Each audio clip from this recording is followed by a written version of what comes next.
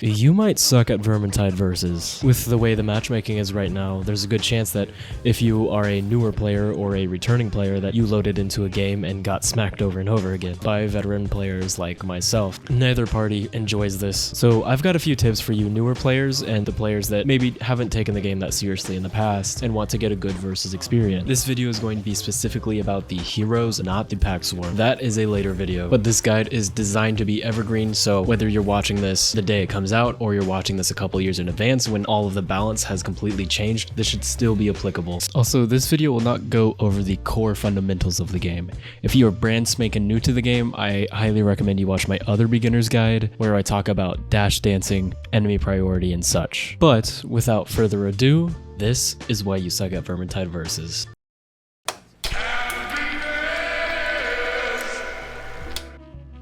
The first reason is you're not keeping pace with your team. You're either running ahead or getting left behind. This may seem like an obvious one, but if you played more than one game of versus, you know that people do not do this in quick play. This usually happens because different players on the team have different ideas about how fast they should be moving through the map. And then if someone is left behind or someone is running way ahead, they are easy pickings for a pack master or a gutter runner or really any special. And that's where things really start to go wrong. Yes, I know the points are scored by how far you get in the map. That may lead some of you to thinking that it is a good idea to rush through the map, and this is not correct. If your whole team is doing it, that's one thing, but if it's you alone, then you are actively losing your team the game. First reason being that, as I already said, you were just easy pickings for any special. And even if you are really good at the game and you think you're good enough to 1v1 the rats, it's still not great, because at that point it is very much a gamble. I think the philosophy behind rushing ahead of your team is that you're going to get more points than you would if you were staying with the team, but the thing is, you don't know that. You don't know that you're going to get more points by rushing ahead. In fact, I would say that it is less likely for you to get more points if you're rushing ahead. So when you do that, you're kind of just testing whether or not the other team is awake. Because if I'm the pack sworn in that situation, we just send 2 disablers at you and you die. And you're making it harder for your team because they are now outnumbered 3-4. That matters a lot in versus. And not just that, you're also aggroing ambience, which is the random enemies that are kind of spawned in place on the map as you walk through it. They're going to aggro onto you, and then once you run past them, they're going to go back to your team, which is going to make it real awkward for your team. For a while in the playtest, there was a sect of players that thought this was the best strategy, and I think it's becoming increasingly more clear that they are wrong. The best way to move throughout the map is with your team. What I mean by that is you need to be close enough to at least one of your teammates to walk up and push a gutter runner off of them within 1 second. That's a good rule of thumb, not a set in stone rule. And it's worth noting that if your team is not communicating, it's likely that the players on your team have a different idea about how fast they should be moving. You need to pay attention to the speed they are moving. If your team is moving slower than you, you need to just hold up for a few seconds, wait for them to catch up, and if you notice that you're falling behind your team, it's up to you to catch up and or communicate what's going on. Which leads me to the second reason you suck at versus. You're getting stuck in 1v1. I've seen this in my games over and over again, and it was also a bit of an instinct of mine when I first started playing versus, but I quickly realized how problematic it is to get stuck in a 1v1 with a pack swarm. I'm talking about, for example, if there's a rattling gunner behind your team shooting at you guys, you have an instinct to pull out your ranged weapon and kind of play peekaboo with the rattling gunner to try to shoot him. If that special is behind your team and you cannot deal with him instantly,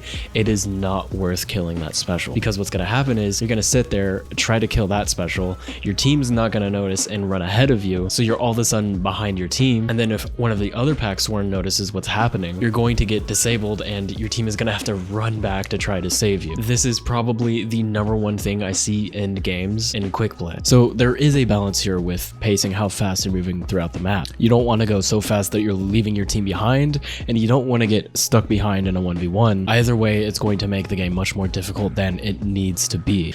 The third reason you suck at Vermintide versus is that you don't understand the revive mechanics. Another thing I see happening a lot in versus quick play is people either not picking up a teammate when they could have, or picking up a teammate when they can't. And not understanding how to get a teammate up after they've gone down can make an otherwise trivial situation a game-ending one. I'll start by saying that when one of your teammates goes down, it is your team's #1 priority to get that person back up. So that means everything that needs to happen in order to get them up needs to happen. Now, Now, when you go to pick up a teammate, you are automatically going to be blocking. And if you are attacked while you are blocking, the revive will not stop. Basically, the revive only stops when you take damage. So if there's just a few trash mobs or even elites around your teammate, you are free to pick them up because you can just block the attacks that are incoming. And one thing you should know is that blocking an attack will take more stamina if you are not facing at the enemy that is attacking you within a certain angle. Don't worry too much about the specifics of that. If you want to learn more about it, just look up block angle. They have some good information on it on the wiki. Thing is, when you're reviving, you actually still want to rotate your camera to face the enemies that are attacking you, because for whatever reason, when you're reviving, the game calculates how much stamina the attack is going to take to block based on where your camera is facing, not your character model. So in a real pinch, that can save you. And on versus, you can block mini attacks from the trash mobs while you're reviving someone without losing all your stamina. So if you're not pulling any heat from the specials, then you are pretty much free to revive your teammate. But when you should not go for a revive is when you are actually getting attention from specials, right? If you hear a Packmaster and you go for a revive, well, that Packmaster is just going to hook you and then your team has a bigger problem. So you have to understand that going for a revive makes you an easy target for a special, and the damage they do will stop your revive. But you can revive someone in poison if you really have to, though I don't recommend it if you can avoid it. And if you have a shield, you can block some bullets from a Rattling Gunner and revive your teammate. But keep in mind, you're a very easy target for that Rattling Gunner, so they can break your stamina pretty fast. And another thing you should know is that you can actually use your ult while you are reviving.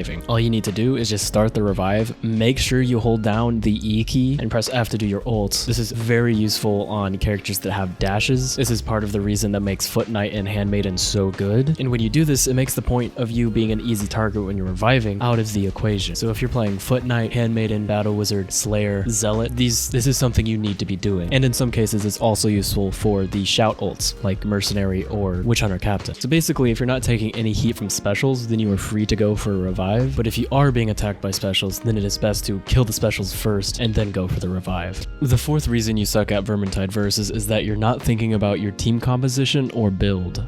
Versus is very much special sniping the game. So you need bare minimum 2 people on your team that can shoot specials. Ideally 3, and one of them being a class that excels at special sniping, like Waystalker or Bounty Hunter. So if you have more than one melee only hero on your team, then you're making it a lot harder for yourself than it needs to be. There's just not enough pressure from trash mobs and elites to justify taking a bunch of melee only classes, because the real enemy in Versus is the enemy players, the specials of course. So if you see someone lock in Slayer, hold off on locking in your Grail Knight or your Warrior Priest. Your team will thank you, and you have a better chance at winning the game at that point. And just to be clear, I'm not saying all of the melee only classes are bad, because they're not. Slayer and Warrior Priest particularly are really good in Versus, but I don't think you want more than one melee only class, particularly for quick play. And just as a side note, if you are playing one of the melee only classes, it is your job to peel for your snipers. Now, in the PvE game modes, builds and team compositions don't matter as much because